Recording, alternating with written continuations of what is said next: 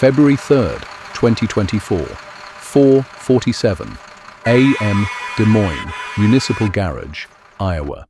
Jake Anderson's phone buzzes in the cup holder of his city-issued snowplow, Truck 47. Outside, snow falls at 2 inches per hour. Inside the cab, the heater rattles, the radio crackles with dispatcher chatter, and Jake's thumb hovers over the Go Live button on TikTok. His shift started 20 minutes ago. His side hustle started 3 years ago. One pays $85,000 a year. The other just cleared $200,000. He hits the button. "Morning, plow fam," he says to the camera mounted on his dashboard. Within seconds, 12,000 people are watching. By the end of his 12-hour shift, this single live stream will generate $3,400 in ad revenue and TikTok gifts.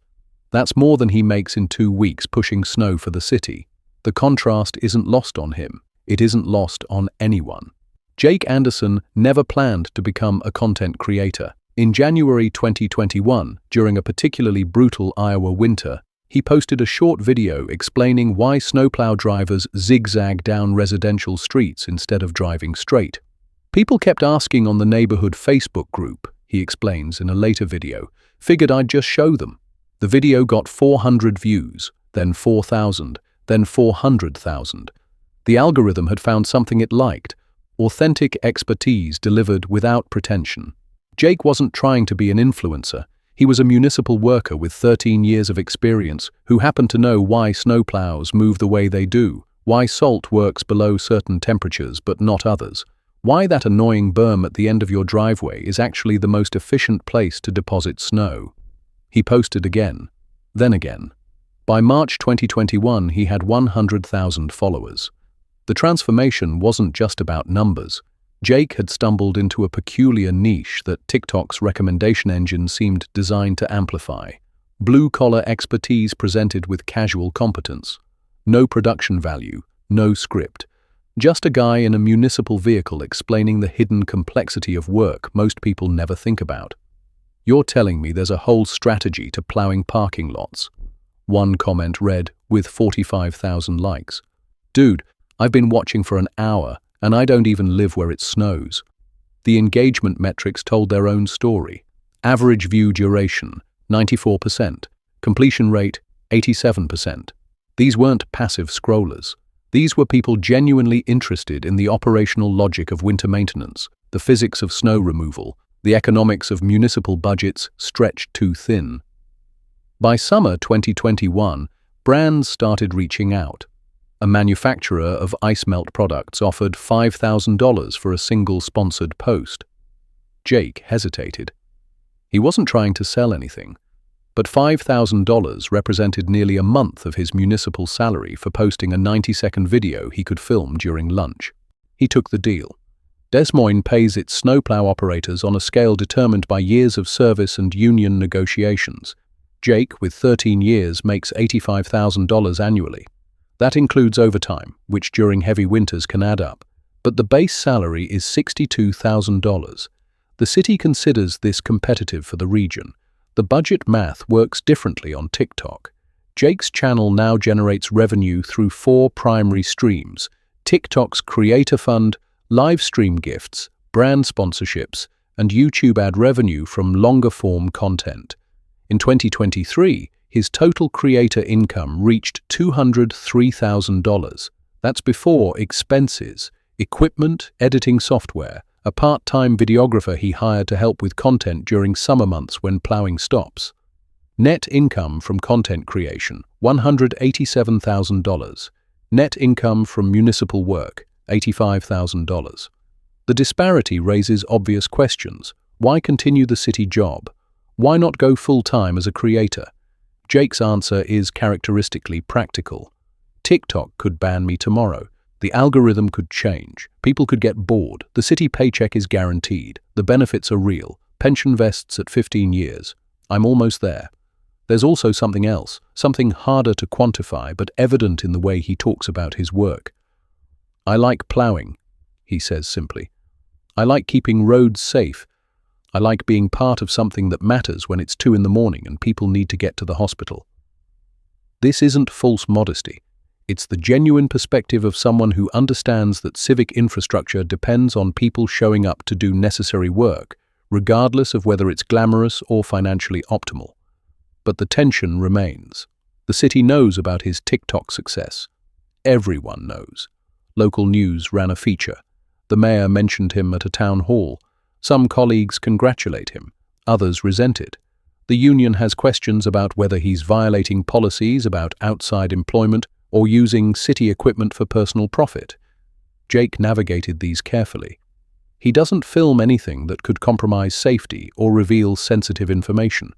He doesn't use city time for content creation. Everything is filmed during legitimate breaks or off-duty. The videos that go viral are never shot while actively plowing in dangerous conditions. Still, the optics are complicated. When Des Moines struggles to fill snowplow operator positions because the pay can't compete with private sector alternatives, what message does it send that their most famous operator makes more money talking about plowing than actually doing it? The economics of Jake's dual careers illuminate something fundamental about how modern labor markets assign value. The city pays him to perform a service that directly impacts public safety and mobility. TikTok pays him, or rather advertisers pay him through TikTok's infrastructure, for attention. One produces tangible outcomes, cleared roads, reduced accidents, functional winter transportation. The other produces engagement metrics, views, likes, shares, watch time. The market has decided that capturing attention is worth more than clearing snow. This isn't unique to Jake. It's a pattern repeated across platforms and professions. A teacher making $45,000 explaining math concepts on YouTube earns $120,000 from ad revenue. A paramedic making $52,000 sharing medical education content on TikTok generates $95,000 in sponsorships. A librarian making $38,000 reviewing books attracts $140,000 in affiliate revenue and brand deals. The platform economy has created a strange arbitrage opportunity. Take expertise developed in underpaid essential work, repackage it as content, and monetize the attention it generates. The value doesn't change. Explaining snow removal strategy is essentially the same whether you're training new employees or filming for TikTok. But the compensation structure transforms completely. Critics might argue this reflects misplaced priorities, that we should pay essential workers more rather than celebrating their ability to monetize side hustles.